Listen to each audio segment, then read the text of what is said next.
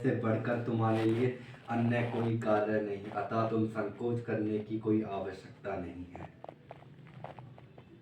शरीर में रहने वाले का कभी भी वध नहीं किया जा सकता, अतः तुम्हें किसी भी जीव के लिए शोक करने की आवश्यकता नहीं।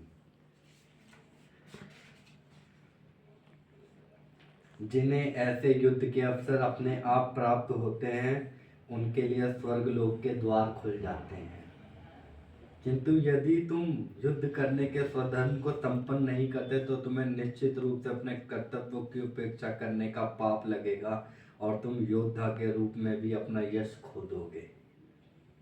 लोग सदैव तुम्हारे अपयश का वर्णन करेंगे और सम्मानित व्यक्ति के लिए अपयश तो मृत्यु से भी बढ़कर है।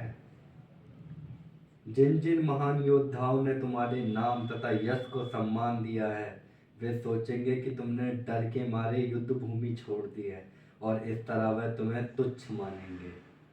तुम्हारे शत्रु अनेक प्रकार के कटु शब्दों से तुम्हारा वर्णन करेंगे और तुम्हारी सामर्थ्य का उपहास करेंगे। तुम्हारे लिए इसमें दुखदाई और क्या हो सकता है।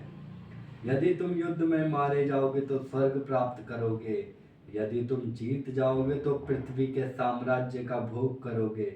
दृढ़ संकल्प करके खड़े हो जाओ और युद्ध करो। तुम सुख दुख हानि या लाभ विजय या पराजय पर विचार किए बिना युद्ध के लिए युद्ध करो। ऐसा करने पर तुम्हें कोई पाप नहीं लगेगा।